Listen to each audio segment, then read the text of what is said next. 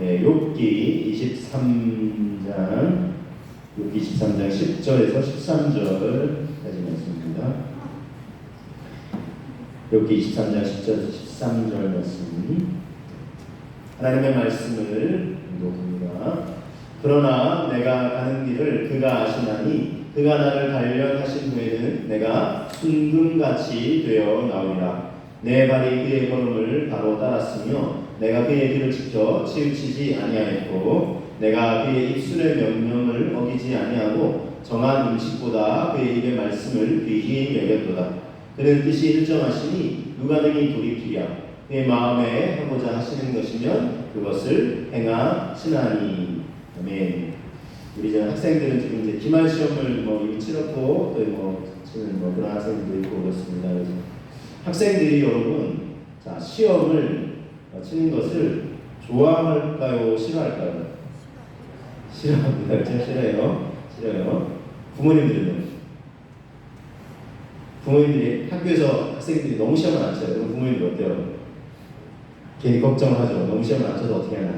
자, 그리고 학교에서도 학생들이 싫어하는 거 알아요? 시험 치는 거. 근데 학교에서 시험 그럼 너네 싫어하니까 치지 마. 이렇게 하나요? 네, 그래도 쳐야 된다고 하죠. 그렇게 하는 이유는 뭐죠? 그동안 배운 것을 잘 이렇게 해서 알고 있는지, 그죠? 그리고 또 성적이 향상될 수 있도록 그래서 시험을 치르는 겁니다. 학생들 싫어하는 거 알지만 학교에서 시험을 치는 이유는 배운 거 제대로 알고 있는지 확인하고 성적 향상을 위해서 그래요. 여러분 이게 마찬가지 원리인데 우리도 여러분 이게 이제 학생들이 이렇게 푸는 시험 문제뿐만 아니라 인생의 시험과 시험 어렵고 힘들어요. 여러분 이거 좋아하시는 분 계세요? 안 계시죠? 자, 그런데 우리도 싫어하는데도 왜 이렇게 시험이 인생에 찾아오냐 하는 거예요. 이것도 역시 이제 마찬가지 원리인데 제대로 믿고 있는지 하나님을 제대로 믿고 알고 있는지 확인하는 과정에 있고 또 믿음의 향상을 위해서 이 시험을 하나님께서 주시거나 허락하신다는 거예요. 우리 인생의 이 믿음의 향상을 위해서 시험과 시련도 허락하시고 그래서 우리 인생에 주어진 것입니다. 그래서 우리가 이 믿음의 관점에서 모든 걸 바라보면 예를 들면 여러분 아브라함에게 하나님이 시험하셨어요. 100세의 어린 귀한 아들 이삭을 잘 자라고 있는데 갑자기 이 이삭을 바치래요. 자, 아브라함이 어떻게 했을까요? 아니 하나님 힘들게 주신 이 아들을 왜 도대체 바치라는 겁니까? 이렇게 원망불평할 법도 한데 한마디도 하지 않아요. 성경에 보면 그리고 묵묵히 그 전에 다 준비해놓고 당일날 일찍 일어나서 다 준비해서 이삭을 깨워서 하나님 바치라고 하죠. 모리아산으로 이삭을 데리고 가요. 자, 아브라함이 이렇게 할 수 있었던 이유는 무엇일까요? 이런 하나님을 믿었기 때문입니다. 로마서 4장 17절에 그의 믿음을 이렇게 소개하고 있습니다. 기록된 바 내가 너를 많은 민족의 조상으로 세웠다 하신 것 같으니 그가 믿은 바 하나님은 어떤 하나님이죠? 죽은 자를 살리시며 없는 것을 있는 것으로 부르시는 이시다. 그렇죠? 혹시 죽을 자들 다시 살리실 수 있는 하나님. 그 이전에 없는 것을 있는 것으로 부르십니다. 100세 때 나왔잖아요. 아내가 90세 때. 자녀를 도저히 낳을 수 없는 몸 상태일 때 하나님이 자녀를 주셨어요. 그러니까 없는 것을 있는 것으로 부르시는 이시다 라는 고백이 있는 거예요. 더 나아가서 혹시 죽을 자도 다시 살리시는 부활의 생명으로 역사하시는 하나님이신 것을 믿었기 때문에 이런 믿음의 고백이 있었기 때문에 정말 두말하지 않고 아들을 정말 바치려고 했던 것입니다. 그럴 때 하나님은 진짜를 가지게 한 게 아니라 여호와의 어린 양을 하나님의 어린 양을 준비해 두셨던 것을 볼 수 있습니다. 여러분 어쨌든 우리가 이렇게 믿음으로 만나갈 수 있다면 우리 인생에 어떤 시험과 시련이 찾아와도 그게 그렇게 크게 두려워할 문제가 아니라는 것입니다. 그래서 오늘 말씀을 통해서 그렇지만 어쨌든 우리가 왜 이 시험 시련이 우리 인생에 찾아오는지 그 원인도 알아보고 믿음으로 대처할 수 있는 그 원리를 함께 나누기 원합니다. 시험 시련이 찾아오는 이 먼저요. 이 시험 시련을 이제 누가 주는 건가? 이런 생각 좀 해볼 수 있는데 제가 좀 정리를 해드리겠습니다. 첫 번째는요. 하나님이 직접 주시는 시험도 있어요. 제가 조금 전에 언급해드렸죠. 아브라함에게는 하나님이 직접 너희들 이삭을 바쳐라 라고 말씀하셨어요. 시험이 있는데 이거는 테스트입니다. 테스트. 네가 나를 잘 경외하고 믿고 있는지, 내가 너에게 주는 명령을 잘 지켜 행하는지 알기를 원한다. 실제 아브라함이 이삭 같이 했을 때 하나님께서 그렇게 말씀하셨어요. 네가 네 아들 독자라도 나에게 아끼지 않고 이렇게 바치려는 것은 이제야 네가 나를 경외하는 줄 내가 알겠다 하는 말씀하셨어요. 자, 우리 믿음을 확인하고 또 믿음의 성장을 해서 하나님이 직접 주시는 시험도 있다는 것입니다. 두 번째 경우는 사탄이 시험을 주기도 해요. 자, 구약 성경의 욥의 경우를 보면 사탄이 욥에게 이제 시험을 주는데, 물론 이거는 1번과 2번의 경우가 이게 조금 복합적인 것입니다. 먼저 욥 1장 8절을 보시면 여호와께서 사탄에게 이르시되 네가 내 종 욥을 주의하여 보았느냐, 그와 같이 온전하고 정직하여 하나님을 경외하며 악에서 떠난 자는 세상에 없느니라. 그랬어요. 이게 이제 여호와께서 이제 사탄에게, 왜 여호와가 이제 사탄하고 같이 얘기를 하냐면 원래 하나님을 예배하는 것을 주관하는 천사장이었습니다. 그래서 이제 반역을 깨서 어쨌든 이 땅에서 많은 사람을 미혹하는 그런 나쁜 존재가 되었지만, 처음에는 이제 하나님을 예배하는 만물들이 하나님을 경외하고 이렇게 섬기는 그런 존재였어요. 근데 어쨌든 사탄에게 내 종 욥을 주의하여 보라. 이처럼 나를 경외하는 사람 없다. 이렇게 얘기하니까 이 사탄이 하나님 당신이 그렇게 복을 주시니까 이렇게 만방의 모든 사람들인데 이렇게 많은 복을 주셨는데 그렇게 까닭없이 하나님을 경외할 수 있겠냐. 복 주셨으니까 그거 싹 걷어가 보시라고. 아마 주위를 욕하면서 원망할 거라고. 아니라 그렇지 않을 거예요. 나랑 테스트 해보실래요? 이렇게 하면서 이제 하나님이 딱 이제 그러면 그의 몸을 해하지 않는 것 안에서 네가 이렇게 시련을 줘봐. 이렇게 하면서 하나님이 물론 허용하시는 범위 안에서 사탄이 이제 욥을 시험하는 것을 볼 수 있습니다. 자, 어쨌든 이렇게 사탄이 물론 하나님 허용하신 범위 안에서 시험을 주기도 해요. 자, 그래서 욥이 참 많은 고난과 어려움을 겪게 되는데, 또 이 고난과 시험, 시련을 겪는 이유가 또 이것만이 아니에요. 어떤 경우는 내가 잘못해서 나의 잘못으로 인해, 세 번째 경우입니다. 나의 잘못으로 인해서 겪는 고난이 있을 수도 있어요. 내가 하나님 말씀을 잘 지키고 순종하면 따르면 되는데, 하나님 말씀을 지킬 생각도 안 해요. 하나님의 말씀을 고리타분하고 그걸 이 말씀 율법이 우리를 얽어매는 거 아니냐? 아니에요. 제가 설명해 드릴게요. 여러분, 기차가 두 레일을 늘 매여서 다니잖아요. 나는 왜 이 레일에서 이렇게 구속당해야 되느냐? 나 좀 자유롭고 싶어. 라고 하면서 갑자기 이렇게 이 레일을 탈선하면 어떻게 되겠어요? 자유로운 것이 아니라 더 이상 기차로서의 역할을 감당할 수가 없어요. 그래서 여러분, 이 기차는 레일을 달릴 때 구속당하는 것 같지만 제일 자유로울 수 있다. 우리 인생이 하나님의 말씀이 주시는 원리를 따라 살아갈 때 가장 복되게 행복할 수 있는데, 이것만 무시하면서 그냥 내 욕심대로 막 살아가는 거예요. 그래서 어려움 당하는 거예요.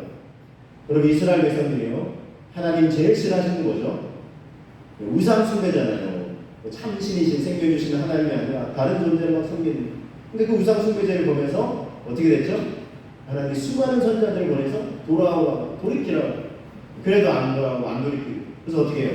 주변 나라에 침략을 하면서 북이스라엘이 이제 아수르에서 멸망하고, 또 남유다는 바벨론에서 멸망을 하고, 그래서 수많은 사람들이 포로로 끌려가고 고통을 당해요. 그러면서도 못 깨달아요. 왜 하나님이 우리를 버리시냐? 왜 우리를 사랑하시지 않냐? 왜 우리 기도를 안 들어주시냐? 내가 언제 안 들어준다니까? 이사야 40장에 28절에 왜 우리의 기도와 간구를 하나님이 들어주지 않고 우리 이렇게 관심도 없으시냐? 그렇지 않다. 하나님의 지혜와 명철이 한이 없으시다. 주 여호와를 앙망하는 자는 독수리 날개 치는 것들 새 힘을 주실 것이다. 이 말씀 여러분 들어보셨죠? 이 말씀 이런 배경 속에 하나님이 답답하셔가지고 너희가 내 말 안 지키면 너희 어려움 당하는 거야. 그러나 다시 나를 찾아가라. 내가 너희 정말 이 지친 날개를 다시 펴고 힘차게 독수리 날개치며 올라가면 새 힘과 능력을 줄 것이다. 이렇게 말씀하셨어요. 그러니까 자기의 잘못으로 어려움을 당할 수도 있어요. 이 이스라엘 백성들이 겪었던 것처럼. 자, 그런데 그래서 이게 여러분 이런 경우도 있을 수도 있어요. 그래서 근데 많은 사람들이 우리 어떤 사람이 인생의 어려움과 고난을 겪을 때 네가 잘못해서 그런 걸 겪는 거지 이렇게 쉽게 생각하시는데, 이 고난, 시험, 시련의 원인이 꼭 이 경우만이 아니에요. 근데 많은 경우 사람들이 이렇게 생각해요. 아, 뭔가 잘못해서 우리가 뭔가 잘못해서 아니면 타인이 네가 뭔가 잘못했으니까 이 어려움 당하는 거지 라고 하는 거예요. 여러분 절대 이 고난의 원인이 꼭 이 잘못해서만 겪는 것이 아니라는 거예요. 그래서 여러분 이게 조심해야 되는 경우가 있어요. 어쨌든 우리가 이렇게 참 다른 사람을 향해서 쉽게 판단하는 얘기를 하면 안 된다는 것입니다. 자, 자신의 잘못으로 고난을 겪는 경우가 있을 수도 있고, 그래서 여러분 특별히 우리 입술을 좀 주의해야 될 필요가 있어요. 무슨 얘기냐면, 어려움 겪는 사람 봤을 때, 저 사람 무슨 잘못을 범했길래 저런 어려움을 겪을까? 그렇게 쉽게 생각해서도, 판단해서도, 함부로 말해서도 안 돼요. 자, 그래서 잠언 4장에 이렇게 말씀하고 있어요. 우리 하나님 말씀이죠. 잠언 4장. 네, 죄송해요. 말씀드리는 틀렸는데 잠언 4장 23절 24절입니다.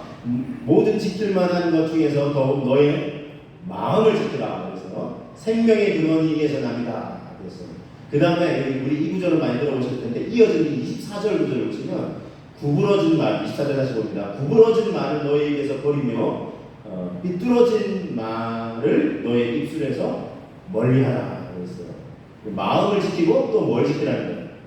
입술을 지키라는 거예요. 자기 자신을 향해서 우리 가정이 뭐 잘못해서 우리 가정이 이런 어려움이 없나? 아니에요. 꼭 그런 경우 아니에요. 욥의 경우 보세요. 욥이 잘못해서는 겪는 거 아니에요. 그러니까 이게 쉽게 자신이나 가정이나 또는 특별히 다른 사람을 향해서 네가 잘못했으니까 욥의 새 친구들 한번 보세요. 위로한답시고 와가지고는 뭐라고요? 야, 인과응보 잘 아시죠? 네가 하나님 앞에 죄를 범했으니까 하나님이 지금 이런 시련을 주시는 게 아니에요. 빨리 회개하라. 근데 새 친구들이 찾아왔는데 셋 다 그런 가지고 얘기해요. 욥이 막 미칠 지경이고 너가 하나님을 경외함을 어긴 적이 없거든. 왜 나에게 지금 이렇게 있다는 거예요. 위로는 그냥 그 가슴을 더 후벼 파는 거예요. 그래서 여러분 마음을 지켜야 돼요. 우리 스스로도 또 다른 사람한테 마음도 지키고 입술을 지켜야 돼요.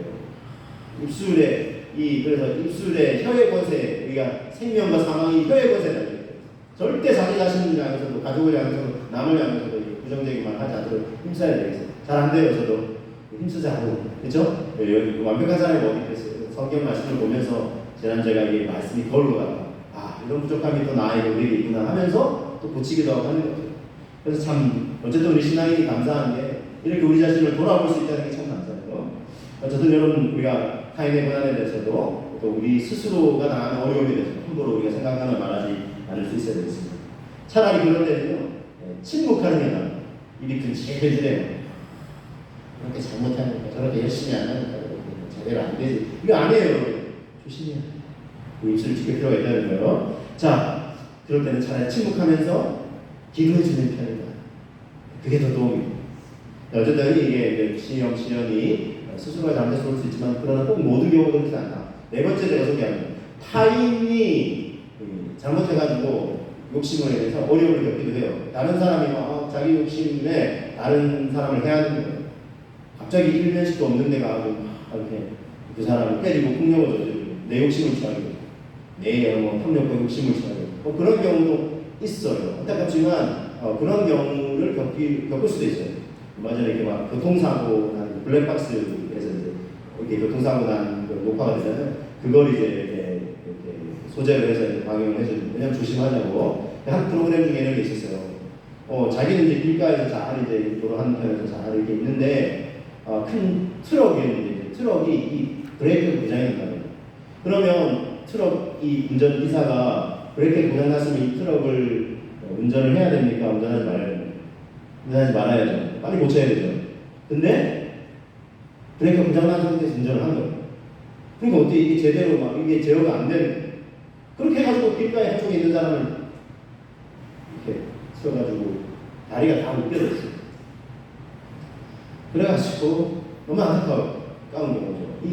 이 다리를 다치는 사람은 병원에서 몇 번 수술을 했지만 결국 한쪽 다리를 잃어야 돼요. 근데 지금도 고통스러워가지고 자기 차가 그냥 너무 고통스럽다. 호소를 하는 거예요. 이런 경우는 자기가 잘못한 게 아니에요. 그렇죠? 그 트럭 운전수가 주의를 했어야 되는데 고장났으면 운전하면 안 되죠. 빨리 수리부터 해야 되는 거예요. 그래서 이렇게 참 어려움이 없는 경우도 있다는 것입니다. 또 여러분 이런 경우가 있어요. 환경과 상황으로 인해서 어려움을 겪기도 해요. 예를 들면 퇴직을 했어요. 퇴직금을 가지고 이걸 어떻게 할까 하다가 야 치킨 가게나 한번 해봐야죠. 이렇게 가게를 차렸어요.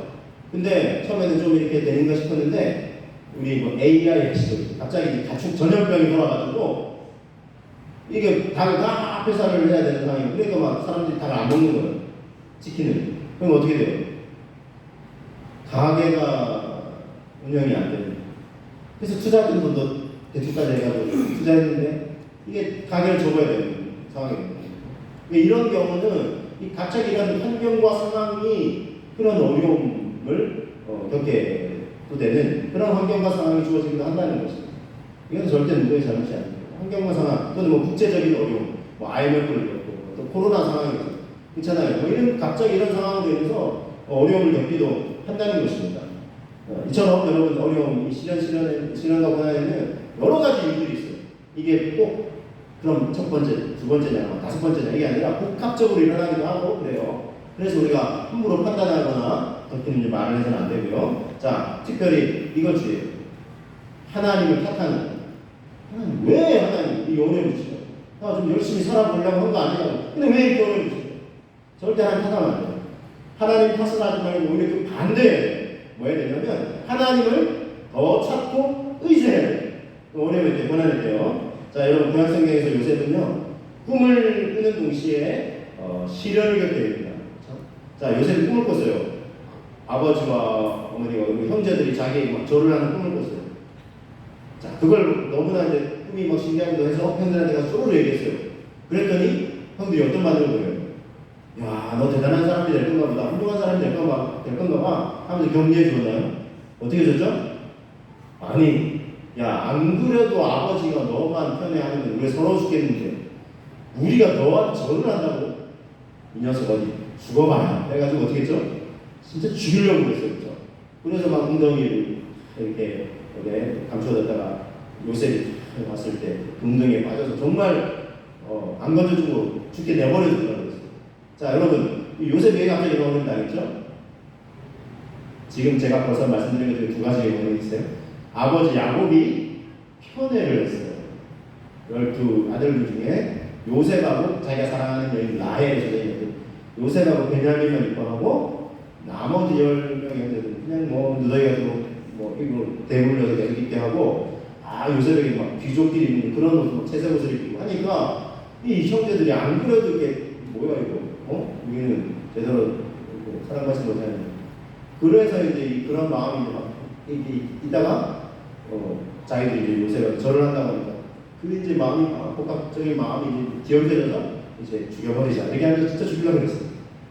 아버지 야곱의 편애와 또 요셉도 미성숙했어요. 아버지 지금 사랑을 자기가 왜 이제 뭐 형들을 못 받고 있는데 쪼르르 가가지고 막 형들이 나한테 절을 하다 이렇게 하니까 미성숙했죠. 그러니까 이 어려움이 나요. 어쨌든 그러나 중요한 건 하나님이 그 모든 걸 다 합력해서 선을 이루시는 분이셨다는 것입니다. 여러분 이런 어려움과 고난을 당했어요.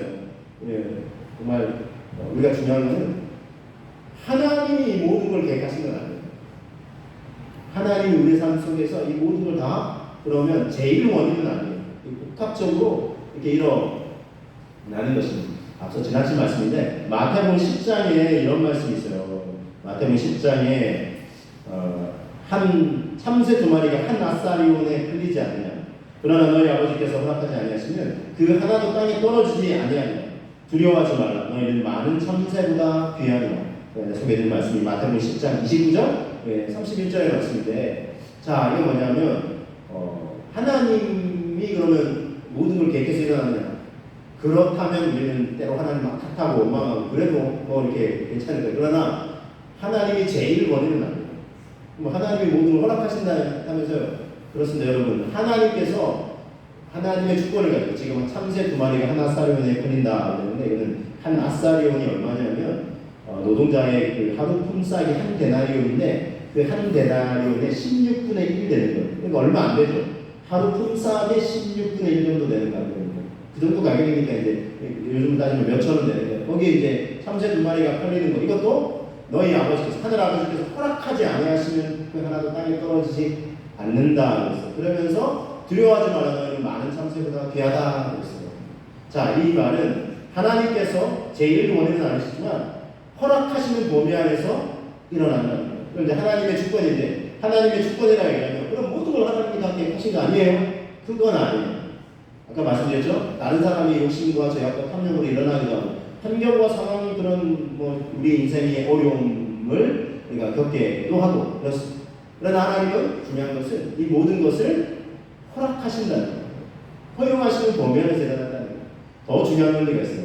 허락하시고 허용하시면서 근데 어쨌든 어려움을 당했잖아요. 예를 들면 요셉이 어려움을 당했잖아요. 죽을 고비도 당했잖아요. 왜 하나님이 이걸 허락하시냐는 거 굳이 허락하신 이유가 있어요. 더 큰 하나님의 그림을 그리시는 거예요.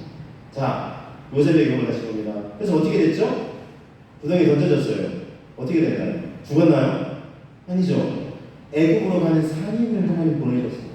그래서 형들이 야, 우리 죽이기보다 우리 돈 받고 그냥 팔아버리자. 그럼 우리 돈도 생기고 아버지한테는 그냥 죽었다고 그러면 되고 일석이조 아니야. 이렇게 하면서 끌어올려가지고 형들이 그러면 그렇지 나는 좀 장난치려고 그랬을 거야. 그랬더니 막 끌어올려요. 그랬더니 형들이 다 팔아버려요. 돈을 받고. 그리고는 어디 가냐면 애국으로 가는 상인이에요.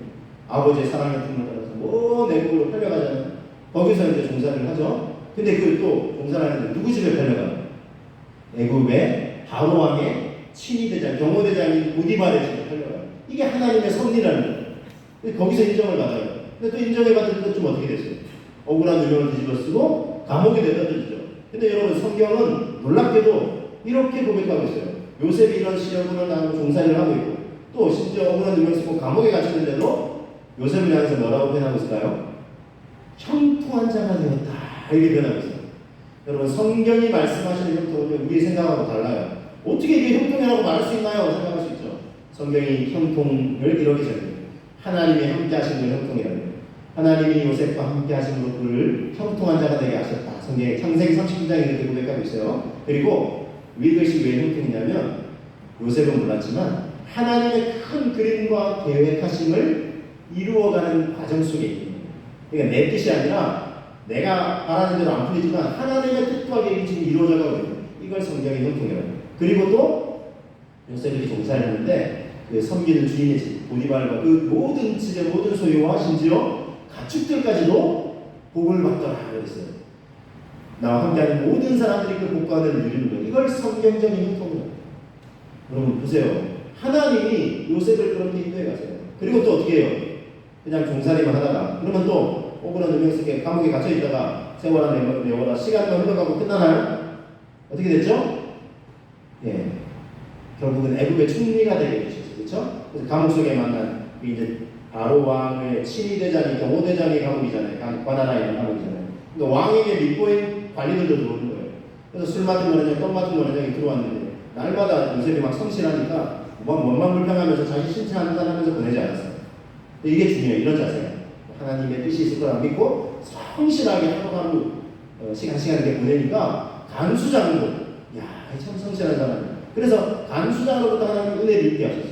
그래서 모든 죄수들을 네가 좀 관리해봐라 이렇게 했어요. 그래서 이제 날마다 아침마다 가서 이제 먹을 거를 이렇게 공급해주고 이렇게 하는데 어느 날 보니까 이제 이 두 관원장의 얼굴이 막 근심빛이 이제 서려야 돼요. 그러니까 무슨 일이냐 나한테 얘기 좀 해보라고 하니까 네가 뭐 이거 안다고 이렇게 되겠냐 아니라고 내가 이게 좀 도움이 될 수도 있을지 모르니까 나한테 얘기해보라고. 우리가 간밤에 꿈을 꿨는데 이상한 꿈을 꿨다. 이게 범인인데 우리가 이게 지금 걱정이 돼요. 이게 무슨 일인가 하고 이제 꿈의 내용을 들어보니 두 가는자이 다 이제 바로 앞에 다시 불려가게 될 것인데 둘 중에 한 사람은 못 지게 되고 한 사람은 왕의 위임을 사서 목숨을 잃게 될 것이다 그랬어요. 그렇게 될 거라고 했는데 진짜 그렇게 왕 앞에 불러가서 실제 그런 일이 일어나요. 그래서 이 풀려나게 될 이 음료와 술을 관장하는 술 관장에게 요셉이 부탁을 해요. 꼭 풀려나시거든 나를 꼭 기억해 주십시오. 그래서 내가 이 감옥에서 억울하게 지금 내가 누명 쓰고 있는데 풀려나게 해주십시오 그랬어요. 그랬는데 여러분 실제 그런 일이 약간 해석해줬죠. 그래서 이제 왕 앞에 이제 다시 복직이 됐어요. 그러면 요셉이 부탁했잖아요. 나를 기억해달라고. 근데 이 관원장이 어떻게 했을까요? 성경에 어떤 기록이 있냐면 요셉을 잊었어요. 2년이라는 시간이 더 흘러가요. 자, 근데 여러분 요셉은 막 어떻게 나를 잊을 수 있어? 이렇게 생각했죠? 만약 그때 풀려났으면 어떻게 됐을까요? 요셉 어디로 갔을까요? 나 아버지 집으로 가야지 갔을 거예요. 근데 그 지금 자기 지금 뭐 시분이 뭐 어쨌든 종살이 하다가 뭐 감옥에 갇혀 있다가 어떻게 보면 이제 뭐 죄수로 이렇게 갇혀 있다가 풀려난 거잖아요. 그렇게 해가지고 아버지한테 달라면 어떻게 되겠어요? 형들이 그 모습 보고 어떻게 하겠어요? 아버지가 보시면 안 돼. 이렇게 하면 또 뭐 이렇게 대답을 끊을 수 있겠죠? 그러니까 하나님이 있게 하셨어요. 2년 동안. 자, 그 2년 사이에 어떤 일이 일어났을까요? 애굽의 바로왕이 그 시간이 지나자 꿈을 꿔요. 근데 이상한 꿈을 꾸는 거예요. 아무도 근데 해석을 못해요. 그제서야 이 음료를 맡아준 관원장이 2년 전 사건을 기억하는 거예요. 내가 그 감옥에서 이상한 꿈을 꿨는데 이게 무슨 의미일까 했는데 이 꿈을 했을 때 그 히브리 청년이 있었지. 하고 이제 왕한테 청구를 하니 왕이 당장 데려오라고 해서 바로 앞에 불려가요. 그래서 이 이상한 꿈을 딱 요셉이 성령의 감동에 해석을 해냈잖아요. 그 내용은 7년의 대풍년이 이제 이렇게 있을 건데 그 풍년의 때 미리 다 준비를 해서 대비를 해서 7년 몰아닥친 역대급 흉년의 때 미리 대비하셔야 됩니다. 지혜로운 자를 세우셔서 이를 다 준비하게 하십시오. 그랬더니 네가 바로 그 사람이다. 하나님의 영이 너처럼 감동된 자를 본 적이 없다. 라고 하면서 바로왕이 어떻게 하죠? 자기 손에 인장건지를 빼어서 요셉의 손에 다 끼워줘요. 너는 이 인자다. 그렇지만 내가 모든 권한을 너에게 다 주마. 해가지고 요셉이 그걸 다 권한하게 해요. 그래서 7년의 대풍년이 이제 와요. 그래서 곡식을 다 비축을 해줘요. 창고를 곳곳마다 다 지어가지고. 그래서 7년의 대흉년이 몰아닥칠 때 어떻게 하죠? 그 곡식을 풀어서 사람들을 먹여 살게 돼요. 수많은 사람들이 먹고 살게 했다는 거죠. 그래서 여러분, 우리는 이런 고백을 드릴 수 있어야 되겠습니다. 로마서 8장 28절에 신약의 고백을 먼저 보는데, 자, 우리 함께 한번 고백해 보실까요? 우리가 알거니와 하나님을 사랑하는 자, 곧 그의 뜻대로 부르심을 이룬 자들에게는 모든 것이 합력하여 선을 이루느니라. 자, 모든 것이 합력하여 선을 이루느니라. 근데 사실 이 신약의 고백은 조금 아쉬워요. 주어가 분명하지 않아요. 그냥 몇 번을 말씀드리는데, 자, 모든 것이 합력하여 선을 이룬다. 그렇죠? 그러니까 우리 삶에 일어나는 모든 것에는 고난, 아픔, 시련도 다 포함되겠죠? 합력하여 선을 이루세요. 근데 이걸 합력하여 선을 이루시는 분은 누구세요? 물론 우리는 암묵적으로 주어가 하나님을 알고 있죠? 근데 여러분, 우리가 에스더서를 보셔서 알 텐데, 에스더서에도 하나님이라는 표현이 등장하지 않아요. 그런데 모르드게, 에스더, 믿음으로 살고자 하는 사람, 어려움 당했죠? 유다 민족이 몰살당을 당해 있었어요. 근데 이 어려움 가운데 건져주시고 도와주시고 구원과 승리를 베풀어주시는 누구세요? 하나님이세요. 하나님이 주어는 등장하잖아요. 그러나 하나님이 이루어가세요. 자, 요셉의 고백을 한번 볼게요. 창세기 50장 20절을 보면 이게 분명해요. 여러분 같이 한번 고백해 보겠습니다. 당신들은 나를 헤아려 하였으나 하나님은 그것을 선으로 바꾸사 오늘과 같이 많은 백성의 생명을 구원하게 하시려 하셨나니. 누가요? 하나님이 그것이 뭐예요? 당신들이 나를 헤아려 한 그것까지도 선으로 바꾸셔서 오늘과 같이 많은 백성의 생명을 구원하게 하시려 하셨다 그랬어요. 요셉이 나중에 애굽의 총리가 돼서 많은 사람 먹여 살리고 또 형들을 이제 만나게 되잖아요. 형들도 가나안 땅에도 이제 기근이 와서 아버지가 저기 듣자니 애굽에는 먹을 것이 있다고 하는데 뭐 가져가서 좀 팔아가지고 양식을 좀 사와라 해서 이제 와요. 그래서 이제 오랜만에 형들하고 만나잖아요. 그랬을 때 이제 요셉이 이제 자신이 요셉이라고 고백을 하게 되고 그리고 이제 가족들 다 내려와서 아버지 야곱과 형제들 모든 가족들 70여 명인데 다 내려오잖아요. 그렇게 하면서 이제 가게 됐을 때 이제 아버지 야곱이 이제 죽게 됐어요. 그러니까 형들이 또 두려워요. 이제 우리가 어떻게 되냐. 이제 아버지 그동안 있었으니까 옆에 계셨으니까 우리를 해하지 않았지만 아버지가 안 계시니까 공짜로 죽게 되셨구나 했을 때 요셉이 고백하는 거예요. 걱정하지 말라고. 나 이제 그런 거 다 잊었다고. 오히려 그 모든 것들 하나님이 선을 이루셔서 내가 이처럼 정말 많은 사람의 백성의 생명을 이렇게 살리게 그런 도구가 된다. 감사를 고백하고 있는 것을 볼 수 있습니다. 그래서 여러분 우리는 이런 하나님을 믿고 의지할 수 있어야 하겠습니다. 그래서 우리가 고난을 당할 때 우리의 믿음의 자세는 세 번째 노래를 나눕니다. 세 번째는요, 나를 순금처럼 빚어가신다. 자, 욥의 고백을 한번 보겠습니다. 욥 23장 10절의 고백을 함께 한번 고백합니다. 그러나 내가 가는 길을 그가 아시나니 그가 나를 단련하신 후에는 내가 순금같이 되어 나오리라 하겠어요. 자, 욥이 얼마나 고난 고통 많이 겪었습니까? 그런데 나를 단련하신다. 그래서 나를 순금같이 되어 나오게 하실 것이다 하겠어요. 여러분 순금이 뭐죠? 순금은 불순물이 섞이지 않은 순수한 금. 불순물이 섞이면 순금이 될 수가 없어요. 자, 그래서 이 순금으로 재련하기 위해서 어떻게 하죠? 불순물을 다 빼내기 위해서 아주 뜨거운 고온에 이게 재련을 우리가 순금이 돼요. 마찬가지인데 여러분 도자기 하는 거죠. 도자기를 빚어낼 때 어떻게 하죠? 손으로 이제 진을 다 빚어내서 아름다운 빛깔을 내게 하려면 어떻게 하죠? 두 번을 붓는데 초벌 부위는 무려 800도가 되는 온도에서 초벌 부위가 그걸로 끝이야. 재벌 부위에 한 번 더 붓는 한 번 더 붓게 되면 무려 1200도, 1300도라는 엄청난 고열 속에 바닥 속에 집어넣어서 빚어냅니다. 그런 시간을 지내고 났을 때에 도자기가 한답고 고운 빛깔을 내는 거죠. 그럼 마찬가지로 하나님 우리 인생의 고난과 시련을 허락하시는군요. 우리를 이렇게 순금처럼 아름다운 빛깔을 내는 사람으로 그런 믿음의 사람으로 빚어내시기 위함인 것입니다. 그래서 우리 인생의 고난과 시련을 허용하신다는 거예요. 여러분 욥은요 이 힘든 고통과 시련 속에서요 하나님을 원망하지 않았어요. 앞서 말씀드렸지만 이 친구들이 위로는 그의 가슴을 더 크게 팠지만 끝까지 하나님을 신뢰했어요. 심지어 막 자기 아내가 차라리 하나님을 욕하고 죽으라고 아내가 저주하기까지 했음에도 불구하고 나는 그럴 수 없다 하면서 심지어 자기도 너무 고통스러워서 차라리 내가 태어나지 않았더라면 자기 생일을 저주하긴 했지만 하나님을 원망하지 않으려고 그 마음과 생각과 입술을 지키려고 얼마나 몸부림을 쳤는지 몰라요.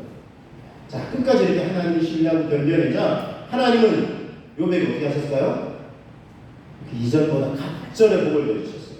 자, 욥기 42장 10절에 이런 고백이 있습니다. 욥이 그의 친구들을 위하여 기도할 때 자기는 막 힘들게 했지만 말은 힘들게 했지만 그들을 위해서 중복이 되었어요. 그랬더니 여호와께서 욥의 공경을 돌이키시고 여호와께서 욥에게 이전 모든 소유보다 갑절이나 더해 주셨어요. 욥에게 이런 은혜를 베풀어 주셨던 것입니다.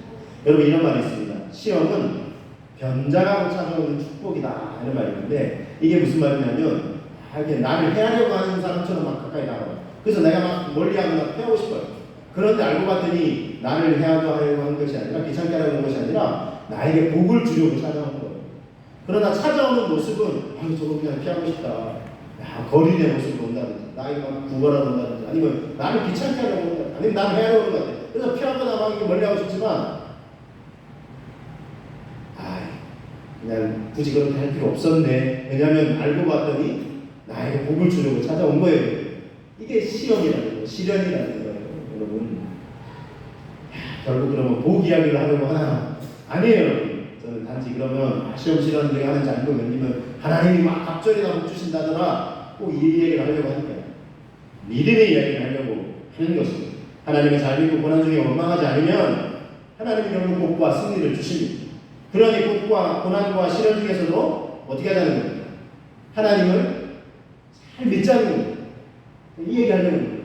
여러분 우리 인생에 어떤 고난, 아픔, 시련이 있다고 할지라도 그게 당장은 이해되지 않을 수 있을지 모르지만 여러분 우리 결국은 복 주시고 승리 주시고 구원해 주시고 또는 우리 특성의 찬양처럼 궁극적으로 하나님 나라의 소망을 우리한테 가득 채워주시기 위해서 고난과 고통과 시련도 물론 하나님이 다 계획하시지는 않았을지라도 일어나도록 허용하시는 그걸 통해서 결국 우리를 순금과 같은 믿음의 사람으로 빚어내시고 하나님 나라의 소망이 온전히 우리 안에 자리 잡게 해주시는 하나님, 그 하나님을 잘 믿으실 수 있는 저 여러분 되시기를 주님의 이름으로 축복합니다. 앞서 말씀드렸지만 이 모두들의 에스더, 유다민족 얼마나 어려움 당했어요. 사람에게 아부만 하고 막 이렇게만 하면 그냥 어려움 안 당할 수도 있는데 나는 하나님이 하면서 딱 믿음의 절개를 가지고 나아갔을 때 오히려 어려움을 당했어요.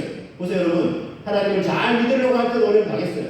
그러나 그럴 때 또 사람에게 어떻게 막 가가지고 아이고 좀 살려주세요. 제가 잘못했는데 이게 아니라 하나님 앞에 당당하게 믿는 거야. 하나님이 도와주실 것이다. 기도하면 그랬더니 하나님이 정말 구원을 베풀어 주시고 승리하게 해주시고 유다민족이 전체가 몰살당할 뻔했다가 오히려 더 이 포로 가운데 이 바벨론 제국 가운데 포로 가운데 시기 지나고 또 바벨론을 교만하니까 페르시아 제국이 일으켜서 거기에서도 어쨌든 순수민족을 살아갔잖아요. 그런데 하나님 유다민족을 아주 높여주세요. 모르드게가 어려움 당했지만 죽을 뻔했지만 오히려 하나님 그를 높여주세요. 믿음으로 사는 사람에게 하나님께서 이런 은혜를 베풀어 주신다는 것입니다. 여러분 이처럼 믿음의 사람들이 그랬던 것처럼 요배경, 요셉에게 모르드게 에스더 이런 믿음의 사람들이 보세요. 그렇게 믿음으로 살고자 하면 하나님께서 은혜를 베풀어주시고 높여주시는 것입니다. 그래서 우리도 시련 중에 믿음을 더 굳건하게 해야 하겠습니다. 김영국 목사님이 풍성한 삶으로의 초대고 그래서 이런 고난에 대해서 이렇게 소개하고 있습니다. 기독교인이 고난을 덜 당한다, 안 당한다거나 덜 당한다는 말은 거짓말입니다. 여러분 속지 마세요. 크리스찬이라고 고난을 안 당해야 된다면 그건 아니에요. 성경에 절대 그렇게 말하지 않습니다. 또는 덜 당해야 된다. 아니에요. 기독교인들도 고난을 겪게 돼요. 오히려 하나님을 잘 믿으려고 하는데도 고난을 겪을 수도 있다는 거예요. 그러나 그럼에도 기독교 신앙의 일이 있다면 고난의 의미를 알고 고난을 의연하게 이겨나가고 고난에 짓눌려버리지 않을 수 있는 소망이 있다는 거예요. 할렐루야. 그렇더니 기독교 신앙은 그냥 아픈데 반창고 붙여주는 그 정도의 그냥 간편하고 얄팍한 종교 정도가 아니라는 거예요. 고난을 통해 인생의 의미를 깊이 있게 이해하고 하나님을 알아가게 됩니다. 궁극적인 소망, 하나님 나라의 소망을 품는 종교라고 되지만 참된 신앙이라는 것입니다. 여러분 우리가 하나님을 믿는다는 것 때로는 어려움과 고난이 우리 인생에 있을 수도 있지만 그때 우리가 믿음으로 반응하게 될 때에 우리는 하나님을 더 깊이 알아가게 됩니다. 인생의 깊이도 더 깊어지고 또 우리 주변에 아픔과 어려움 당한 사람들도 품어낼 수 있는 사람들 욥의 경우 보세요. 친구들이 그렇게 유랑답시고 찾아와서 또 아프겠지만 그들을 위해 중보기도 합니다. 넓은 사랑이 되죠. 더 나아가서 우리는 궁극적인 하나님 나라의 소망을 품게 되는 것입니다.